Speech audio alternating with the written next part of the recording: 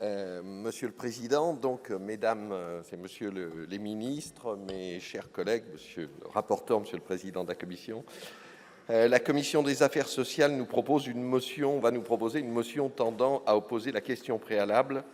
Certains y verront une manière de clore rapidement un débat épuisé. Fidèle à sa tradition, le groupe RDSE ne soutiendra pas cette motion, privilégiant chaque fois le débat. C'est ainsi que le Parlement exerce pleinement sa mission. Certes, des divergences qualifiées d'insurmontables par notre rapporteur général subsistent pour elle. L'augmentation de la CSG sur le capital, la suppression du gel des prestations ou encore la suspension de la réforme des retraites, ce caprice symbolique. Ces accords expliquent largement l'impasse dans laquelle nous nous trouvons aujourd'hui.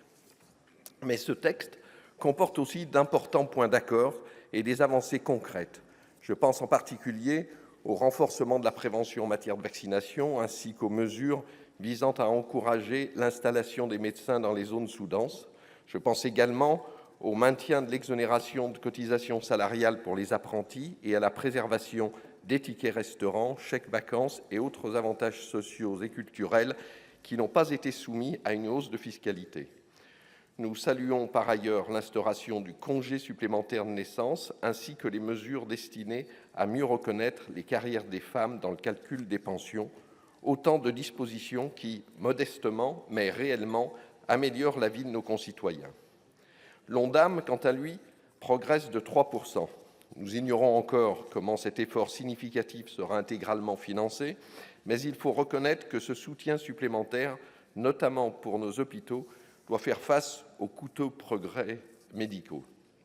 Le RDSE n'ignore pas les limites du texte issu de l'Assemblée nationale comme celui voté au Sénat. Dans sa grande majorité, il ne cautionne ni l'un ni l'autre.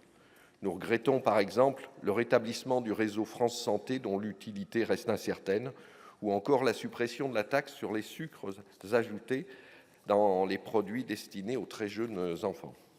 Mais nous savons aussi que notre responsabilité est de permettre à la France de ne pas entrer dans l'année 2026 sans loi de financement de la sécurité sociale, sans visibilité et avec un déficit hors de contrôle. Cet impératif prend une dimension particulière cette année, alors que la sécurité sociale célèbre ses 80 ans.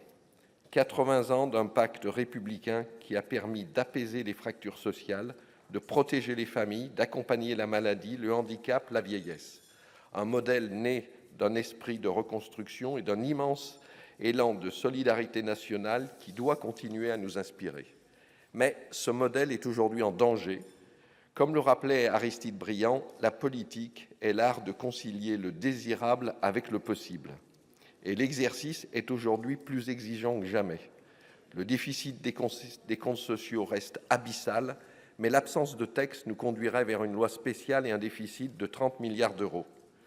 Je le répète, ce budget n'est pas parfait, mais il garantit l'essentiel, la continuité des prestations, la capacité de notre système de santé à être financé et un déficit ramené à 19,4 milliards d'euros, loin d'être satisfaisant, mais mieux que l'incertitude et l'errance budgétaire. Mes chers collègues, ce que nous défendons aujourd'hui, c'est la continuité de notre modèle social dans un cadre budgétaire imparfait, mais nécessaire. L'Assemblée nationale s'engage sur la voie de la sagesse, cela mérite d'être encouragé.